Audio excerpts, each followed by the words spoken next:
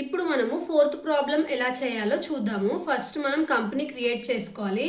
So కంపెనీని create చేసేటప్పుడు నేను ఇక్కడ ఏం నేమ్ ఇస్తున్నా, ఫోర్త్ ప్రాబ్లం చేస్తున్నాం కదా బిల్ వైజ్లో. సో బిల్ వైజ్ 4 అనేది కంపెనీ నేమ్ ఇస్తున్నా, ఎందుకంటే తర్వాత మనం మళ్ళీ ప్రాబ్లమ్స్ చెక్ చేసుకునేటప్పుడు ఐడెంటిఫై చేయడానికి ఈజీ ఉంటుంది కదా ఏ ప్రాబ్లం ఏదని చెప్పి. అందుకే నేను ఆ కంపెనీ నేమ్ ఇచ్చిన. సో ఇక్కడ నేను ఏం చేస్తున్నా, జిఎస్టీ ఒకటి నో చేస్తున్నా, మిగతావన్నీ ఏవైతే ఎలా ఉండేనో అలానే ఉంచేసి డైరెక్ట్గా సేవ్ చేస్తున్నా.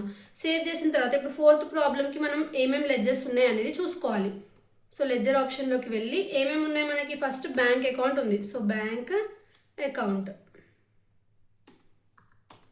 ఏ అండర్లో వస్తుంది, బ్యాంక్ అకౌంట్ అండర్లో వస్తుంది.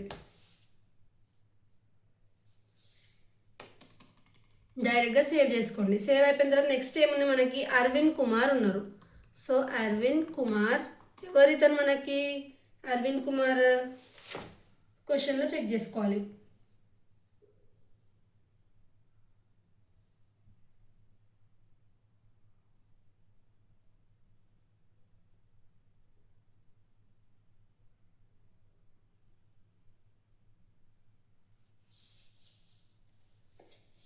సన్రీ డెటార్, ఎందుకంటే తనకి మనం సేల్ చేస్తున్నాం కాబట్టి. సో సన్రీ డెటార్ అండర్లో వేసుకొని డైరెక్ట్గా మనం ఏం చేయాలి, సేవ్ చేసుకోవాలి. నెక్స్ట్ ఎవరున్నారు మనకి, సేల్స్ అకౌంట్ ఉంది. సో సేల్స్ అకౌంట్ని కూడా నేను సేల్స్ అని రాసుకుంటున్నా, సేల్స్ అకౌంట్ అండర్లో వస్తుంది. సో డైరెక్ట్గా ఏం చేసుకోవాలి, మీరు సేవ్ చేసుకోవాలి. ఇలా సేవ్ అయిపోయిన తర్వాత ఓచెస్కి వెళ్ళాలి.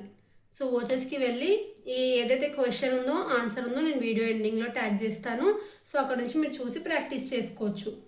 సో ప్రాబ్లం 4 2 ఎంట్రీస్ ఉన్నాయి మనకి. ఫస్ట్ రిసిప్ట్ ఓచర్ ఉంది F6.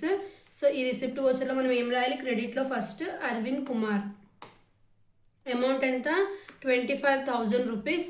ఆ తర్వాత మనకి ఇది ఏం రిఫరెన్స్, అడ్వాన్స్ అనమాట, అంటే ముందుగానే డబ్బులు ఇస్తున్నాడు. బిల్ నెంబర్ ఏంటిది 12348.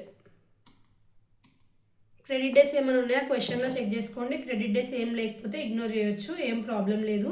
సో క్రెడిట్ డేస్ ఏం లేవు ఇక్కడ మనకి, డైరెక్ట్గా సేవ్ చేసుకోవాలి. నెక్స్ట్ డెబిట్లో ఏముంది మనకి, ఇక్కడ బ్యాంక్ ఉంది. సో బ్యాంక్ తీసుకుంటున్నా, డైరెక్ట్గా సేవ్ చేస్తున్నాం.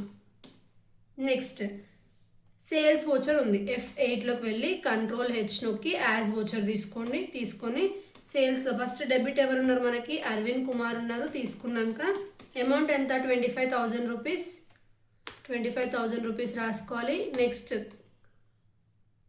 అగేన్స్ట్ రిఫరెన్స్ ఇది అడ్వాన్స్ది, బిల్ నెంబర్ ఎంత 12348